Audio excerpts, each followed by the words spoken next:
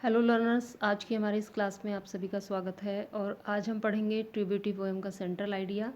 ट्रिब्यूटी जिसे कंपोज किया है टॉमस कैरे ने। तो सबसे पहले टॉमस कैरे का इंट्रोडक्शन। Thomas Carew was born at West Wickham in 1595। Thomas Carew का जन्म 1595 में वेस्ट विकहैम में हुआ था। He was a cavalry poet of the Caroline period. वो कैरोलिन पीरियड के कैवलरी पोइट कहलाते थे। He was very much influenced by Ben Jonson and John Donne. वो बेहद प्रभावित थे बेन जॉनसन और जॉन डन से।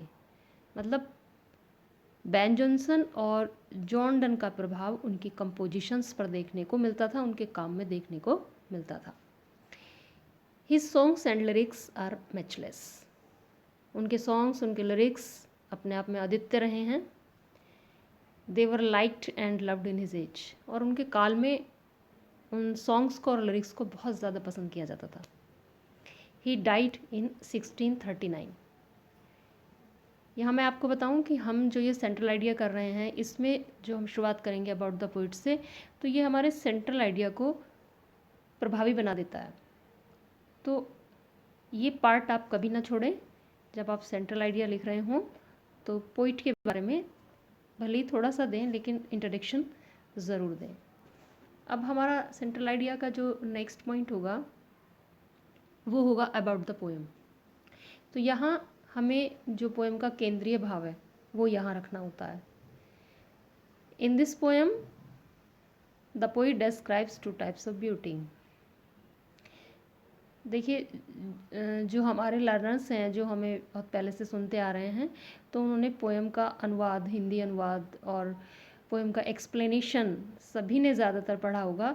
और जो न्यू बिगनर्स हैं या जो नए लोग आज हमसे जुड़ रहे हैं, तो उनको मेरा सजेशन है कि वो डिस्क्रिप्शन बॉक्स में जाएं, वहाँ हमारी पोएम का लिंक पड़ा है, तो उसे ओपन करें और वहाँ से पोएम आप पढ़ सकते हैं। तो सेंट्रल आइडिया को समझने में ज़्यादा मदद मिलेगी। तो चलिए शुरू करते हैं। इन दिस पोएम, इस पोएम में द पोइट डिस्क्राइब्स, पोइट वर्णन करता है टू टाइप्स ऑफ ब्यूटी, दो प्रकार के सौंदर्य का, physical beauty and spiritual beauty. शारीरिक सौंदर्य और स्पिरिचुअल ब्यूटी मतलब आत्मिक सौंदर्य। Physical beauty is the beauty of bodily charms, while spiritual beauty is the beauty of mind, heart and soul. Physical beauty शारीरिक आकर्षण का सौंदर्य, शारीरिक सौंदर्य, शारीरिक आकर्षण का सौंदर्य, while spiritual beauty is the beauty of mind, heart and soul. जबकि आत्मिक सौंदर्य वो मस्तिष्क, हृदय और आत्मा का सौंदर्य। अकॉर्डिंग टू हिम, राइटर के, पोइट के अनुसार, physical beauty is not permanent. Physical beauty स्थायी नहीं है। क्यों स्थायी नहीं है? क्योंकि it decreases with the passage of time. मतलब इसका पतन होता चला जाता है, ये मिटती चली जाती है समय के साथ साथ। जैसे समय गुजरता जाता है तो इस पर भी प्रभाव पड़ना शुरू हो जाता है। Time has power to ruin it. समय में शक्ति होती है इसके विनाश की। इन द सेम वे, इसी प्रकार से the love based on physical beauty also dies.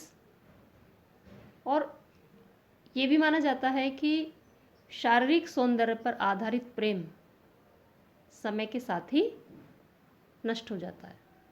कि जैसे शारीरिक सौंदर्य समय के साथ नष्ट हुआ, वैसे ही शारीरिक सौंदर्य पर आधारित प्रेम भी नष्ट हो जाता है।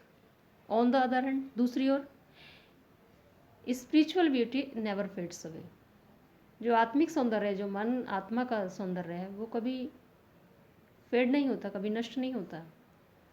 इट रिमेन्स फॉर एवर, ये हमेशा बना रहता है।